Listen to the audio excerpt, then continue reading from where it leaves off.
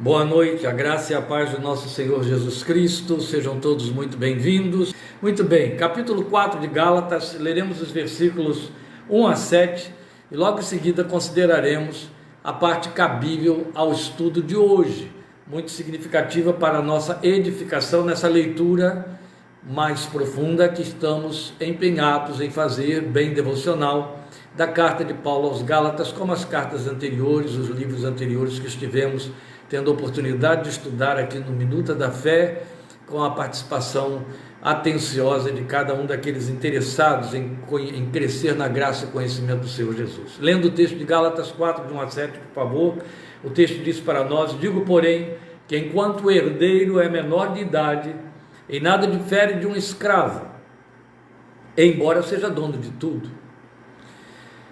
No entanto, ele está sujeito a guardiães e administradores até o tempo determinado por seu pai. Na sua versão diz tutores e curadores, para dar o significado, ou a nossa tradução aqui, versão, está dando o significado de tutores e curadores, como sendo guardiães e administradores.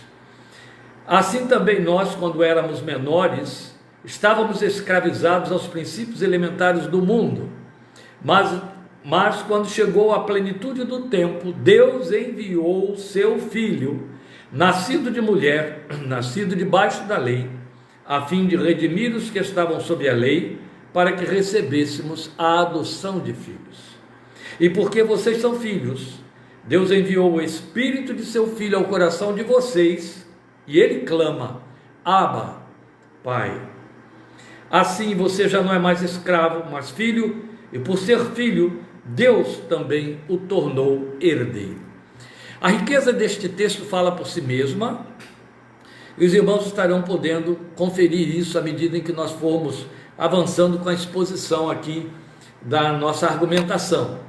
Então, como comunicamos já e repeti hoje, esse capítulo 4 estará distribuído em 3 partes para a exposição do seu conteúdo. Então, esta primeira parte do capítulo, estes 7 versículos que nós acabamos de ler aí, esta primeira parte levanta 2 argumentos muito ricos e esclarecedores, mas que são, na verdade, uma sequência daquilo que vinha sendo dito em 3,26. Todos vocês são filhos de Deus, eu estou lendo 3,26, todos vocês são filhos de Deus mediante a fé em Cristo Jesus. Então, o que estamos informando é que na sequência, porque você não tem um parágrafo aí fechado, nem um outro abrindo, Paulo está indo na sequência do texto que estivemos estudando até semana passada, e ele está aqui, na verdade, amplificando e posicionando mais com critérios e comparações do lugar que cabe à lei e dentro da discussão dos judaizantes, esta afirmativa do versículo 26 do capítulo 3. Todos vocês são filhos de Deus mediante a fé em Cristo Jesus.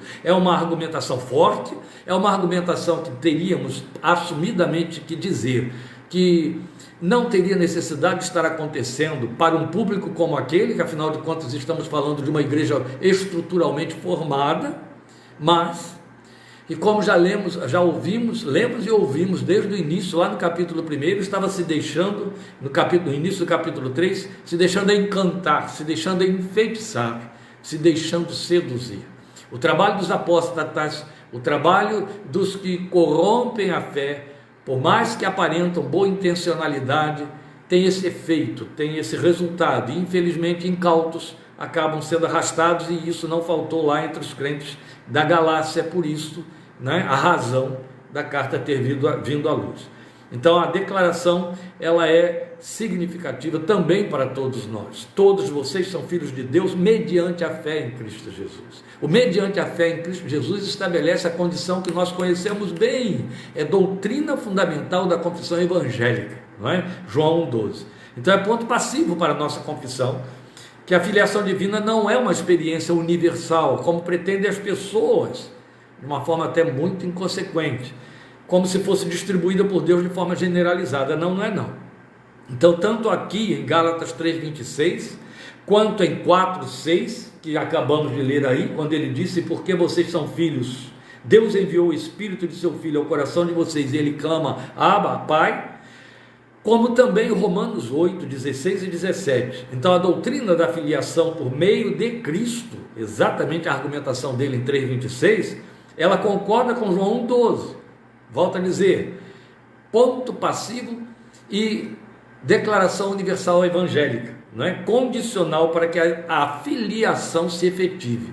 Mas a todos quantos receberam, deu-lhes o poder de serem feitos filhos de Deus. Qual é a condicional? Recebê-lo. Qual é a condicional apresentada por Paulo aqui em 3,26? Todos vocês são filhos de Deus mediante a fé em Cristo Jesus, o Filho unigênito, o Filho por excelência. Então aqui, portanto, ele está lembrando aos Gálatas que há uma distinção sensível entre filho natural, neste texto que lemos aí, e ser filho por adoção.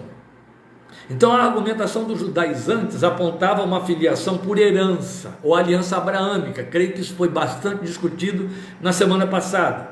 Mas a verdade do evangelho é que aquele tipo de filiação, aquele apontado pelos judaizantes, que era regido pela lei, não podia equivaler à filiação mediante a fé em Cristo. Aí ele vai mostrar isso para nós, é o que estaremos apresentando exatamente a partir de agora. Então, observe, na primeira situação, aquela pretendida pelos judaizantes, né, que o filho natural, ele é filho, e aí por natural eles entendem que estão em aliança com Abraão, aliança abraâmica.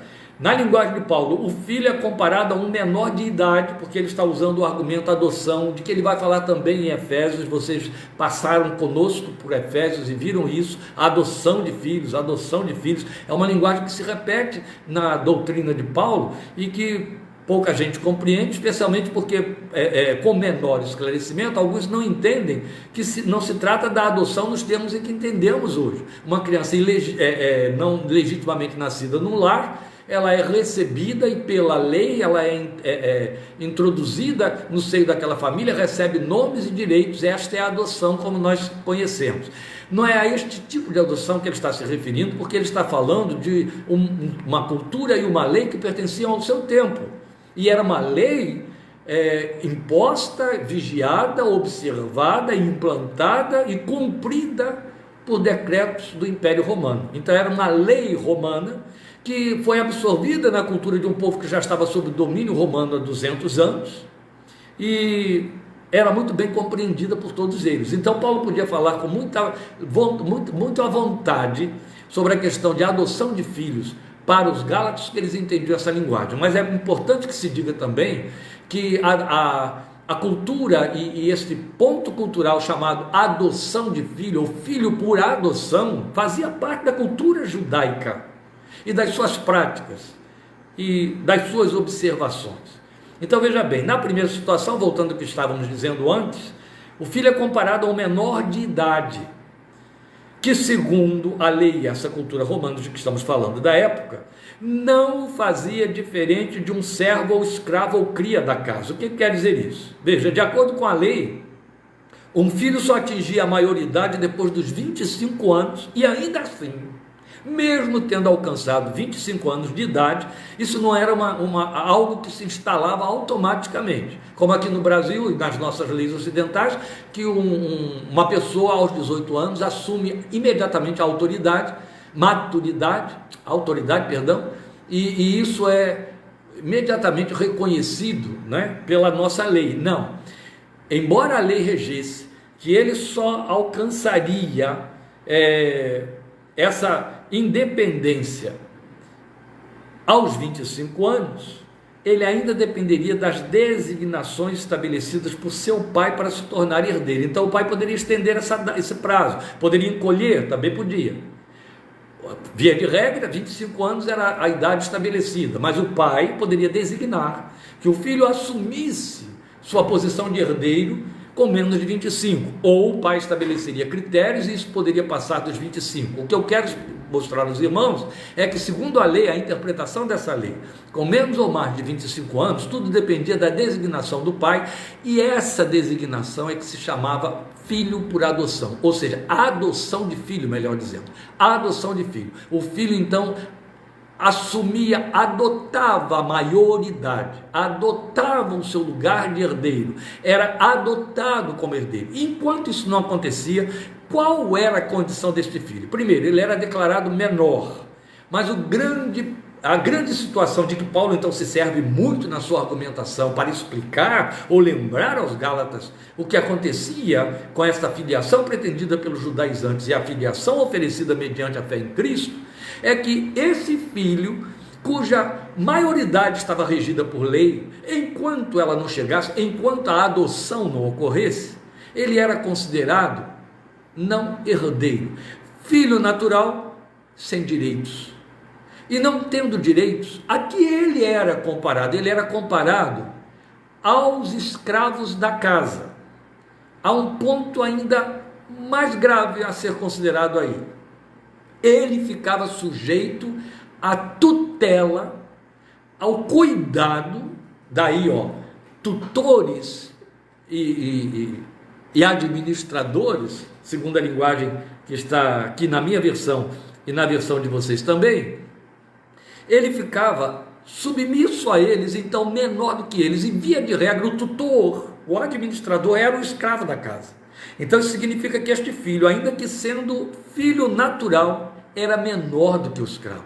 Mais importante, que é a linguagem de Paulo aqui, ele estava sujeito a este escravo, daí por isso ser menor, sujeito ao escravo, tendo menos direitos do que o escravo, até que atingisse a maioridade, onde ele então entrava por adoção a posse da sua herança e se tornava senhor.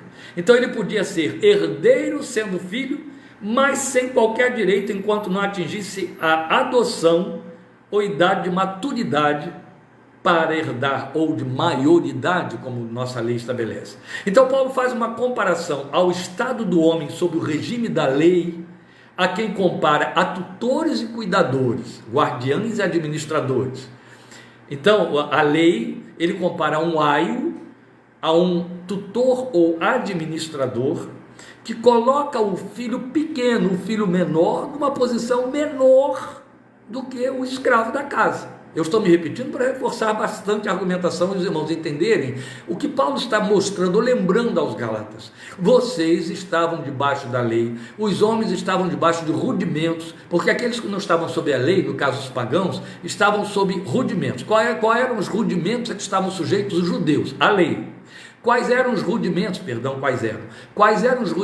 a que estavam sujeitos os homens que não viviam sob a lei? Rudimentos do mundo. E por rudimentos do mundo, o que se deve entender é até mesmo operação demoníaca. Esses tutores e cuidadores eram comparados a potestades espirituais. Percebe como a coisa é séria? Então Paulo chega e diz assim, que naquele tempo em que eles estavam sujeitos à lei, eram filhos sujeitos à lei, em nada diferiam do escravo da casa, porque eram menores, tinham de crescer, e aí a lei estava servindo, fazendo o trabalho diário, para promover o crescimento que os levasse até o dia em que a adoção, designada no tempo pelo Pai, que é o Deus eterno, viesse a acontecer. Vou esclarecer isso melhor, passo a passo. Eu estou dando uma explanação generalizada de toda a argumentação dos versículos 1 a 7, para que os irmãos possam perceber o significado, e agora nós iremos à explicação com mais detalhamento. Então veja bem, como estávamos dizendo, durante o período sob tutores, este filho está nivelado ao escravo que o tutela, sob o domínio dele, mas nivelado a ele, quer dizer, não é superior a ele, não é senhor dele, está abaixo dele, para aprender, até que esteja apto para a adoção. Fixe esta palavra, porque é ela que encerra a ideia da argumentação de Paulo aos Gálatas, até que esteja apto para a adoção. No versículo 3, aí vamos ao versículo 3, ele vai dizer, assim também nós, quando éramos menores, estávamos escravizados aos princípios elementares do mundo. E aí ele inclui, quando ele fala nós, ele se inclui aos gentios, e então leva os judeus juntos aí nesta comparação.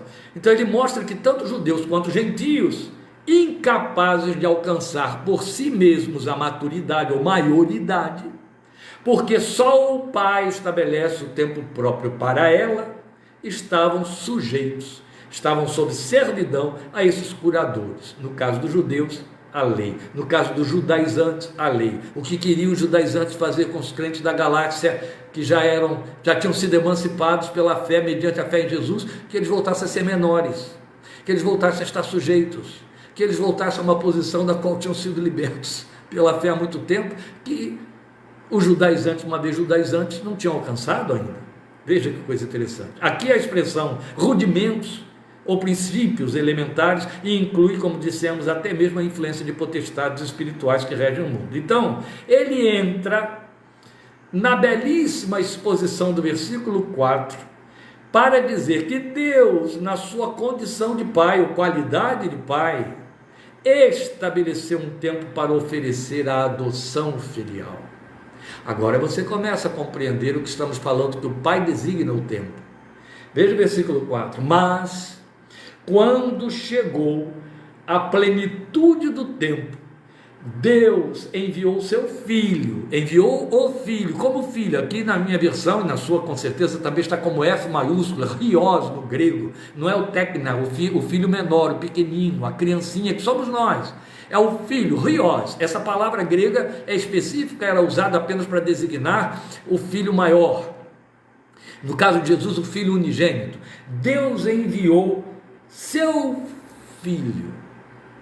É muito importante essa argumentação e essa seleção de palavras, até de que Paulo se serve, porque você deve lembrar que na profecia messiânica, eu estou fazendo parênteses aqui que prolonga nosso discurso, mas a gente não podemos perder, isso aqui é um tempo de estudo, não podemos perder, que se perca tempo, mas não se perca o estudo, amém? Isaías, na profecia messiânica em que ele diz que virá o Messias, como é que ele coloca para nós? Eis que um menino nos nasceu e um filho se nos deu. Aqui está Paulo dizendo, Deus enviou o seu filho, nascido sob a lei. Quando nasce é menino, mas quando vem como filho, é o filho unigênito, gerado e não criado, porque já vem pronto, já vem como Deus, já vem eterno, entende? Esta seleção de palavras, ela é inspirada, ela é escolhida regiamente para comunicar a verdade de forma reta. Isso é lindo, porque é isso que mostra como que este livro excede o entendimento e excede toda e qualquer outra argumentação filosófica ou literária, porque ele é perfeito. E apesar das imperfeições de nossas versões, ele é perfeito na comunicação da mensagem de Deus, que é um livro de Deus inspirado pelo Espírito de Deus, que é reto, perfeito, é divino. Pois bem, meus queridos, quando Paulo diz, na plenitude dos tempos, Deus enviou o seu filho, nascido de mulher, nascido debaixo da lei, ou sob a lei, como você tem aí. Este é o versículo 4, ele está nos fazendo uma declaração de uma beleza que supera. Veja, está dizendo que Deus, na condição de pai, estabeleceu um tempo para oferecer a adoção filial, que aqui tem o nome de plenitude dos tempos. Vamos entender isso. O tempo está pleno, o tempo está completo. Completou-se o tempo, é hora da encarnação acontecer. É isso que Paulo está falando no versículo 4. Deus estabeleceu um limite, que era o resultado da soma de várias épocas, e isto incluía a regência da lei. Nós dissemos aqui que a lei estava como curador, a lei era um aio que nos levava a Cristo. A lei foi dada para ensinar os homens, no caso o povo de Deus, o povo escolhido, o povo filho de Abraão, ensinar os homens a alcançarem a maioridade, ou seja, prepará-los para a adoção que aconteceria lá na frente, que hoje para nós é passado. E eles todos viviam na expectativa messiânica, eles só não sabiam que o messianismo faria isso, o messianato traria isso, que a maturidade que os posicionaria como filhos de fato. E a lei servia então para promover esse crescimento, porque éramos menores, Paulo diz. Em outro texto, em Efésios, ele diz que éramos, não, Romanos, perdão, ele diz que éramos fracos para falar pecadores, para dizer pecadores. Pois bem, esse tempo que é designado pelo Pai para estabelecer a adoção do filho maior de 25, Paulo aqui está chamando de plenitude dos tempos, sob o controle da soberania de Deus. Vindo à plenitude dos tempos, ou seja, Deus estabeleceu um tempo e ele chegou. E quando ele chegou, um dos nossos estudiosos do texto de Gálatas, comentaristas, o Yersby, um teólogo profundo nas Escrituras, ele lembra que da mesma maneira como houve a plenitude dos tempos, sobre o qual a esperança de Israel corria há milhares de anos, de igual maneira, Deus tem um tempo determinado para a vinda do seu Filho. Jesus disse isso, para a volta de Jesus a este mundo. Pedro nos exorta quanto ao fato de que muitos estão dizendo que não haverá mais a vida porque ela é tardia, porque até agora não aconteceu nada. Pedro diz isso na sua carta, não é? Falando daqueles que abrem mão da esperança, para nos advertir quanto ao fato de que Jesus virá no tempo de Deus. Jesus disse: é no tempo do Pai, só o Pai sabe o tempo, e Ele sabe. Chegou o tempo da primeira vinda, e Deus sabe qual é o tempo da segunda. Ele sabe qual é o momento em que não vai dar mais para continuar este mundo sustentando a ordem das suas desordens, e é hora de Deus dar um basta e começar a era final do reino do seu Filho manifesto entre nós, manifesto de forma visível. Então, Paulo chama esse tempo de plenitude dos tempos, o limite que Deus estabeleceu, que era o resultado dessas várias épocas. Então, por plenitude dos tempos, nós podemos pensar na condução feita pelo Deus soberano na história. Foi Ele quem conduziu o tempo. Ele não vamos pensar, porque seria insultar e fazer uma confissão oposta, contrária à soberania divina. Não vamos pensar que as coisas aconteceram como dizem alguns. Deus criou como quem constrói um relógio, deu corda e deixou ele funcionando sozinho. Isso não existe. É o famoso deísmo. Isso não existe. Nós temos um Deus participativo, responsável. Deus está entre nós, Hebreus 1,3 já diz, está sustentando todas as coisas pela palavra do seu poder, e Ele conduz a história. Ele é soberano, Ele conduz. São os homens mesmo, a igreja, que se confunde, não é? Especialmente nós que temos a pseudo-democracia política em todas as nações, ela é pseudo.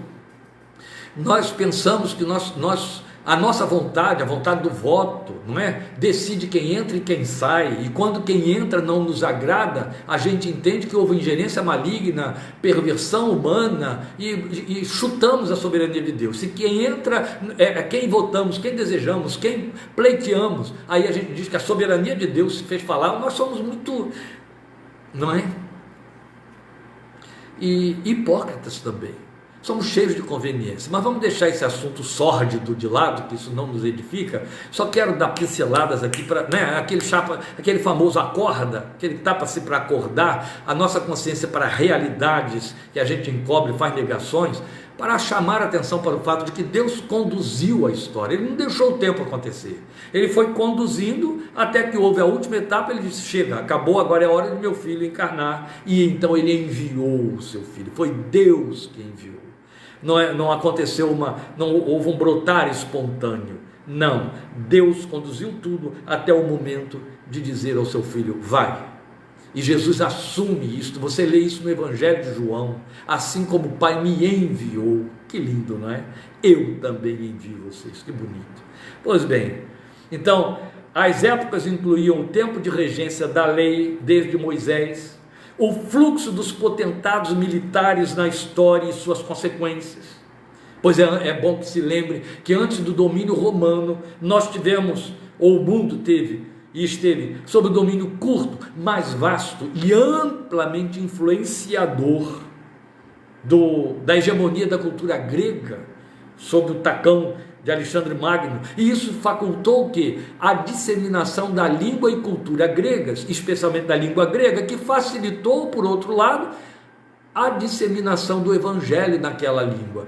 O evangelho estava preso ao aramaico, estava reduzido a uma língua, o hebraico, duas línguas, hebraico e aramaico, que era falada por meia dúzia de gente. Meia dúzia aqui é um termo pejorativo que eu estou usando para fazer a comparação com os milhões que falavam grego. E então, quando a língua grega e a cultura grega tomaram posse do mundo e ocuparam todas as civilizações, influenciando até mesmo o pensamento romano, agora havia uma língua universal no qual o evangelho poderia ser disseminado. Tanto é que, embora saibamos que o livro de Mateus no original tenha sido escrito no aramaico, foi traduzido para o grego, e todo mais que nós temos no Novo Testamento foi escrito diretamente no grego, chamado grego comum ou grego koiné.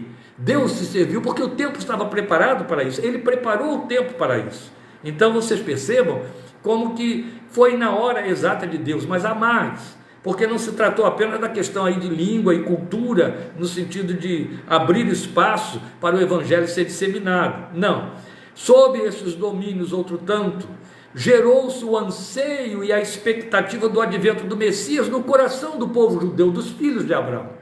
Nos dias em que Jesus vem, vocês bastam ler aí alguns trechos da narrativa dos evangelhos, a expectativa do Messias, da vinda do Messias, era tão intensa, que João Batista sai quebrando 400 anos de silêncio profético, sai a campo dizendo: eu sou a voz do que clama no deserto, prepara o caminho daquele que vem depois de mim.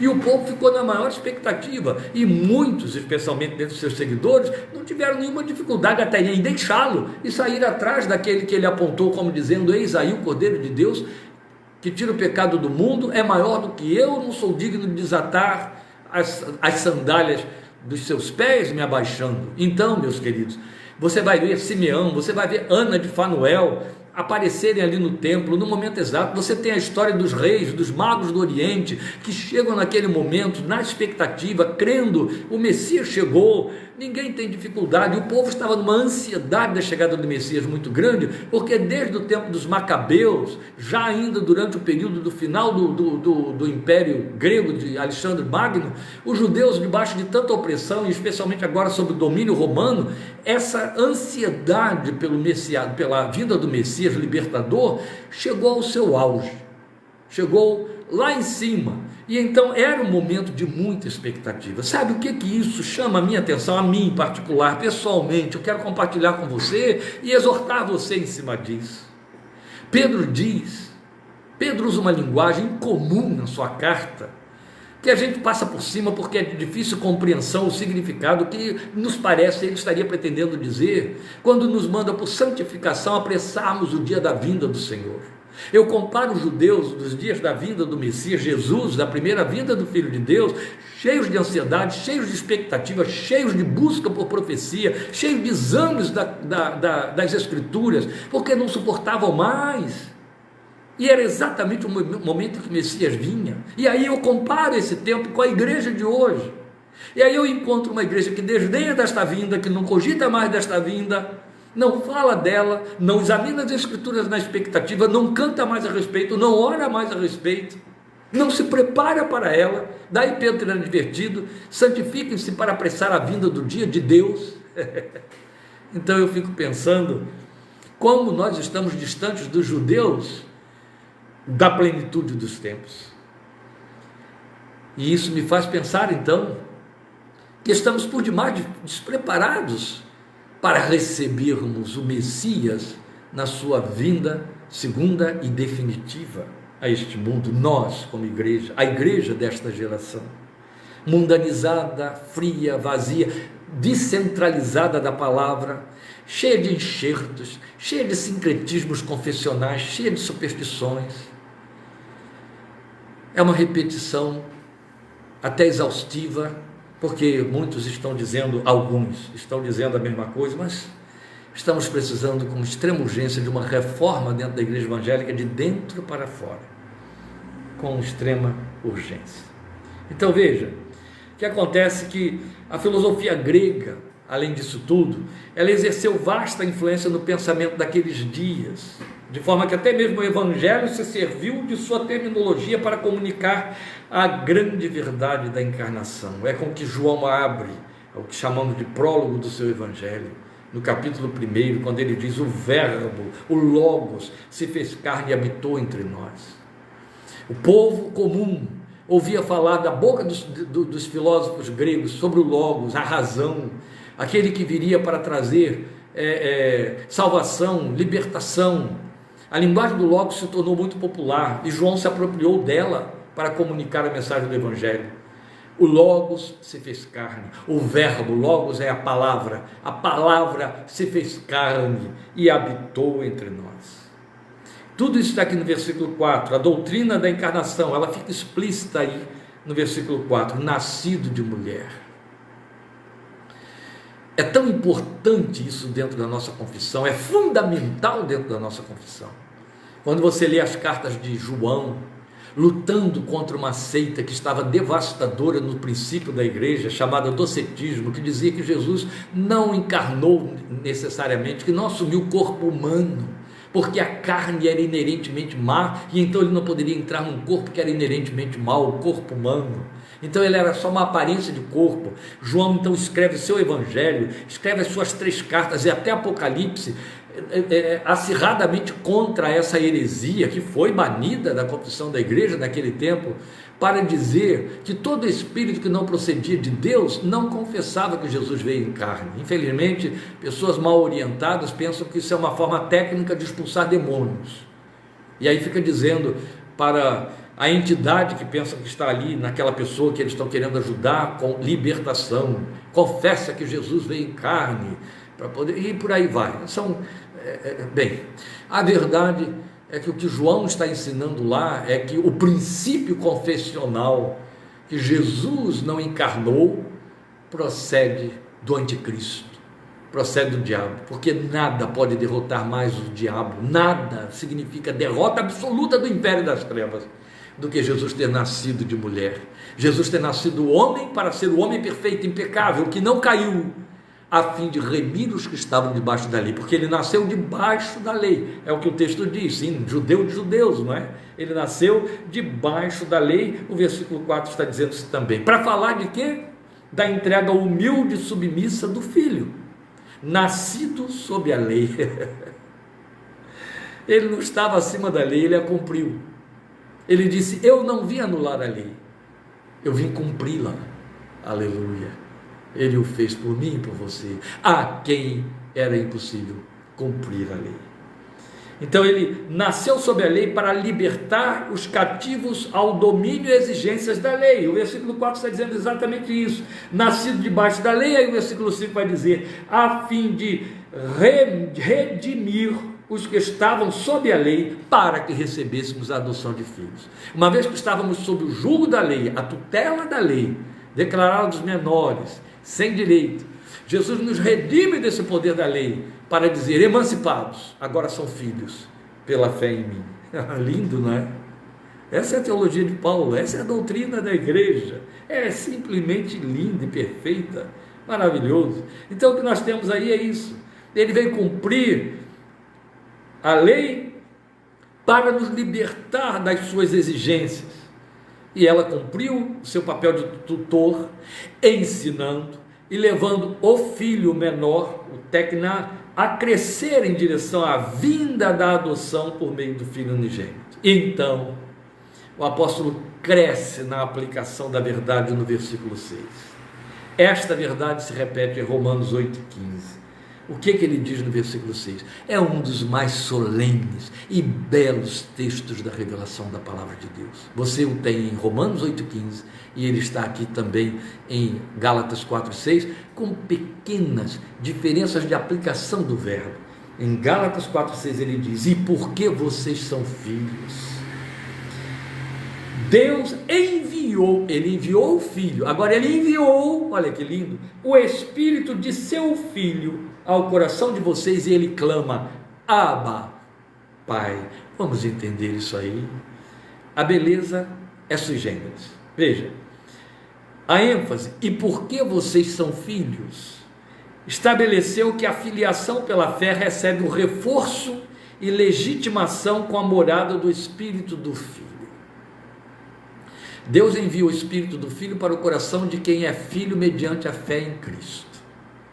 Aí o Espírito do Filho, ou seja, o caráter do Filho, a autoridade do Filho, a liberdade do Filho, a identidade e a intimidade do Filho com o Pai, filho da casa, passa a habitar no coração do homem decaído que agora nasce de novo pela fé em Jesus.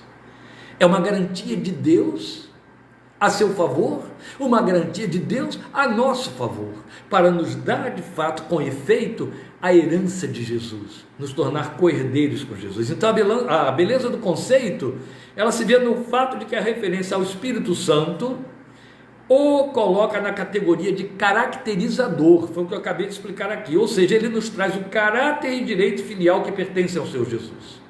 Então fica claro no versículo 6, que o apóstolo pontua a ação da Trindade divina. Deus enviou seu Filho, Deus enviou o Espírito do seu Filho, que clama, Abba, Pai. Então você tem aqui as três pessoas da Trindade divina, né, uma redundância, juntas, fazendo esta operação, operação conjunta das três pessoas divinas. Então nossa ênfase vai recair sobre um detalhe altamente significativo, no versículo 6. Veja, ele quer comunicar, Paulo, o nível de filiação que não só é grande por si mesmo, o simples fato de sermos feitos filhos de Deus é de uma grandeza impensável, você há de concordar comigo, mas que contrasta abissalmente com o estado de servidão aos rudimentos, ou estado de servidão aos rudimentos, ou à lei, dos que não se tornaram filhos ainda. Vou explicar. Há uma vinculação, ele estabelece para nós, ele a mostra para nós, há uma vinculação entre natureza, espírito do Filho, e nível de filiação, que clama, Abba, Pai. A natureza da filiação, eu recebo o caráter do Filho, eu recebo os direitos do Filho, pelo Espírito do Filho, que na condição de ser Espírito do Filho, passa a habitar dentro de mim. É bom que você entenda que aqui não está havendo uma distinção, como se o Espírito Santo assumisse uma outra função, uma outra categoria. É o mesmo Espírito Santo, que habita convosco, Jesus disse, estará em vós. Mas o que ele está operando, e a razão por que ele entrou dentro do nosso coração, foi para nos trazer a posição que Jesus tem diante do Pai, como Filho. É isso que significa, Deus nos enviou o Espírito do Filho ao nosso coração. E a prova que ele dá então, é que então nos eleva ao nível da filiação do Filho, porque esse Espírito do Filho dentro de mim e de você, fala com o Pai, e é uma linguagem que você tem bem amplamente esclarecida em 2 Coríntios capítulo 3, fala com o Pai nos termos em que o Filho unigênito falava com o Pai. Meus queridos, isso é belo demais. E eu preciso que você respire, pense em cima do que estamos declarando aqui, para mostrar que o nível dessa filiação era o mesmo nível da filiação do Filho. O que o Filho faz no meu coração, no seu coração, na nossa vida? Ele põe as palavras que o Pai ouvia da boca do seu Filho, Abba. Todos os intérpretes concordam, todos, que o fato de Paulo ter feito uso da palavra aramaica pronunciada por Jesus com referência ao Pai, Abba, o hebraico, o judeu, diria Av. Nos dias de Jesus, o povo que habitava ali na Judéia falava o aramaico, e o aramaico tinha uma construção diferente do Av hebraico para se referir a Deus, ou Ab, como querem outros, que era Abba, porque Abba vai corresponder para nós o vocativo Pai da forma mais intimista possível. Todas as línguas praticamente têm. Português, nós temos várias. Papai, paizinho, painho, como dizem os baianos. São diminutivos que põem na boca do filho o pronunciamento do intimismo. Meu papai, papai, Abba. A palavra grega não alcançava este nível de significado pater, pai. A palavra hebraica também não alcançava.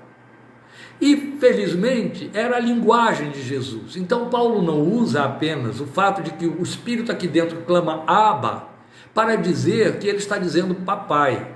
Não, ele está dizendo que o Espírito que está aqui dentro clama Abba, para dizer que ele fala com o Pai nos mesmos termos em que o Filho unigênito falava. É o mesmo Espírito. De onde ele está tirando isso? Olha, ele está tirando de Marcos 14:36, quando Jesus está no Getsemane, e no seu momento de profunda agonia, ele clama, entrando ali em luta espiritual com o Pai, a respeito da sua grande missão, do que estava para acontecer sobre a cruz, e ele diz: Abba, Pai, meu Pai, tudo te é possível.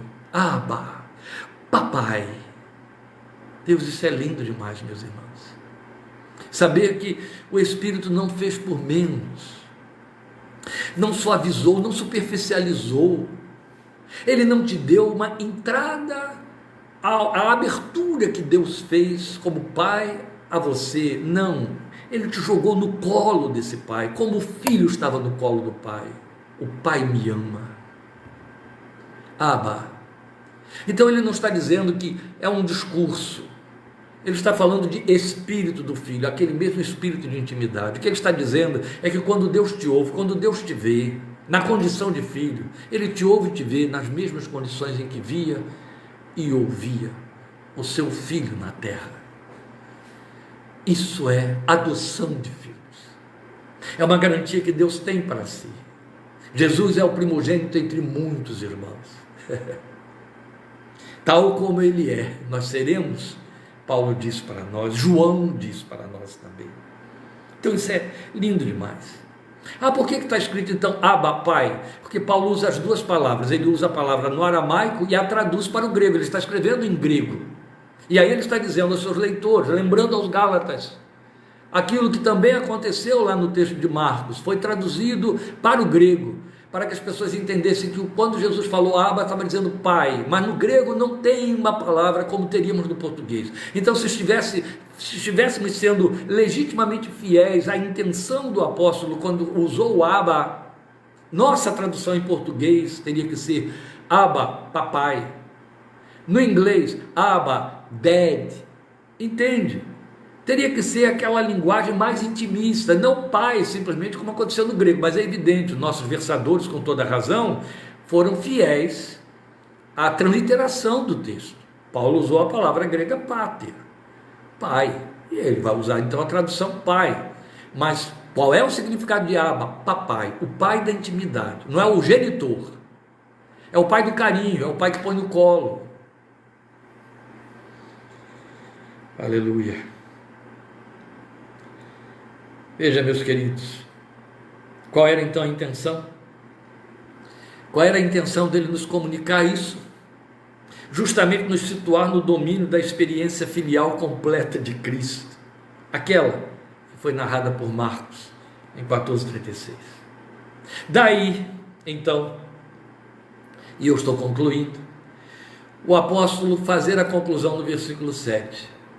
Você não é mais escravo. Aqui também ele está fazendo uso da mesma aplicação em Romanos 8,15. O que Romanos 8,15 diz?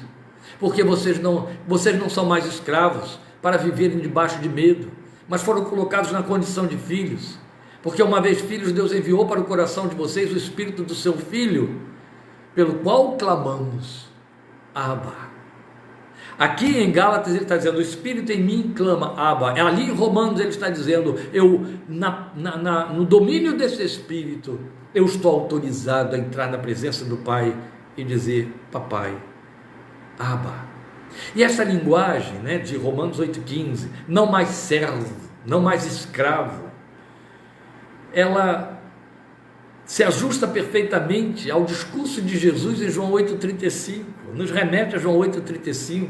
Eu não posso deixar de ler, porque primeiro que ninguém sabe de cor, ou se sabe, alguns sabem, pode ter esquecido, ou não acompanhar a junção, o pareamento do texto. Então eu vou ler para você. Em João 8,35, Jesus disse assim: o escravo não tem lugar permanente na família, mas o filho pertence a ela para sempre.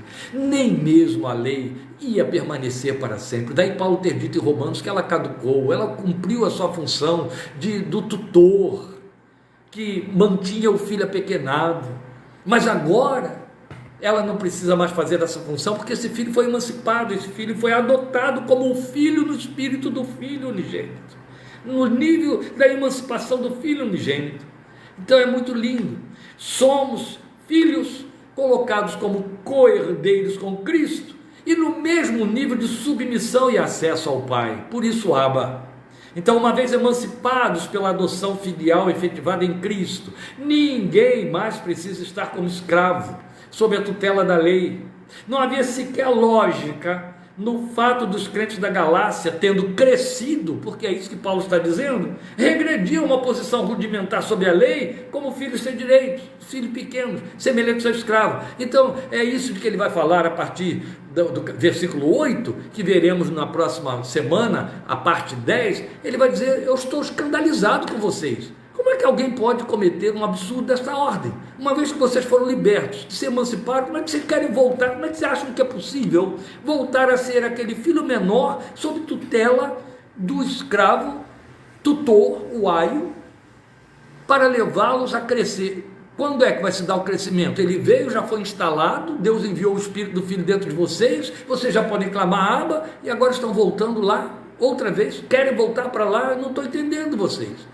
Você vai ver essa linguagem de forma mais profunda e clara a partir do versículo 8, né? Mas o que eu quero salientar para fechar, e com isso eu fecho, é o fato de que, de alguma maneira, meus queridos, embora não no nível tão aterrador de cair da graça, como Paulo chegou a dizer que estava acontecendo com os crentes da Galácia, de alguma maneira nós não voltamos a rudimentos, mas deixamos de crescer. O verbo crescer acompanha a nossa espiritualidade. Somos exortados por Pedro a crescer. Paulo escreve aos Coríntios e diz que eles não estavam crescendo. O autor de Hebreus escreve para os crentes de Jerusalém e diz que eles não estavam crescendo. Diz: vocês estão voltando aos rudimentos. Já era hora de vocês estarem comendo alimento sólido, mas estão tomando leite natural outra vez ainda. Ele diz aos crentes de Corinto: vocês são crianças, para dizer, são carnais, estão carnificando a confissão, estão se tornando escravos de rudimentos, escravos de regras. É tudo que ele vai falar na próxima semana, veremos, e eu não quero adiantar, mas quero mostrar para os irmãos o fato de que, se não crescemos, se não avançamos na direção do que a graça colocou para nós, estamos desperdiçando um tempo precioso demais. Temos o Espírito, temos a palavra, temos todos os alimentos, os recursos que nos foram dados para crescermos. Não estou falando de nos tornarmos sábios, escribas, detentores da letra da palavra, conhecedores, que manejam bem a palavra da verdade. Não, eu estou me referindo a um posicionamento, a uma espiritualidade que só quem amadurece espiritualmente vivencia. Intimidade com Deus tem que ser o desejo, tem que ser o sonho, a busca de todo crente. Se nós ficamos nos cercando de terceirizar a nossa confissão, terceirizar o nosso pensamento espiritual, terceirizar a nossa fé, fulano, o que significa isso? Me ajuda aqui, me aconselha, me faça, me aconteça. A gente não cresce, não há desenvolvimento, entende? De jeito nenhum. Houve um tempo em que todas as mães, o mercado trabalhava nessa direção, pegava o seu filho que engatinhava e colocava num carrinho, lembra? Aquele carrinho em que a criança enfiava, a mãe enfiava as duas pernas da criança por passagens que havia num material de sustentação, e a criança ficava com a pontinha dos dedos batendo no chão e empurrando aquele carrinho para andar. Depois veio a orientação aí dos pediatras para dizer: não ponha lá no andador, tira a criança de lá, faz ela andar, tropeçar, cair, dar os passos dela com todas as dificuldades, você vai estar por perto, porque senão ela vai se acomodar naquilo que está ali, vai andar errado, vai andar mal, vai demorar a andar. Nós temos muito disso entre nós, meus queridos. O crente que quer, sabe, a comida mastigada pelo pastor, o conselheiro, não quer pensar por si mesmo, não quer gastar um tempo em oração diante de Deus, sofrer aquelas agruras do salmista no Salmo 73, no Salmo 78, todas as questões que cabem à nossa alma diante de Deus, para discutir e perguntar o que não está entendendo. Queremos respostas prontas que não ouvimos da parte de Deus. Não é necessário. O Espírito do Filho está dentro de nós.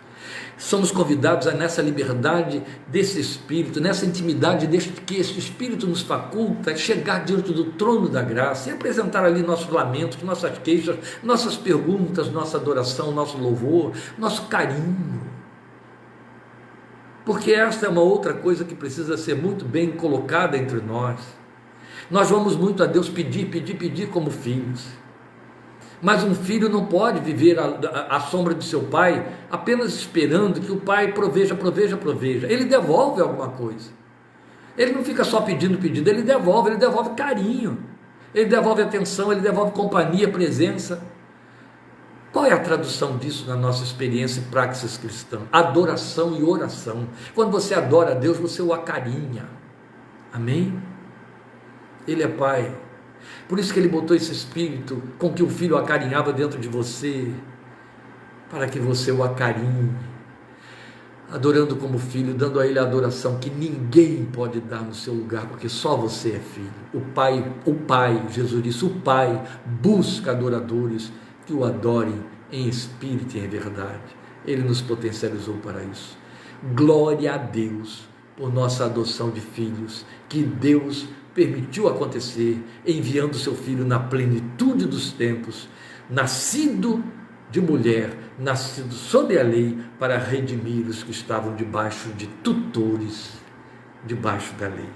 Deus te abençoe, guarde e fortaleça. Estejamos domingo juntos na palavra. Deus tem uma palavra muito abençoada para o nosso coração. Domingo 17h30.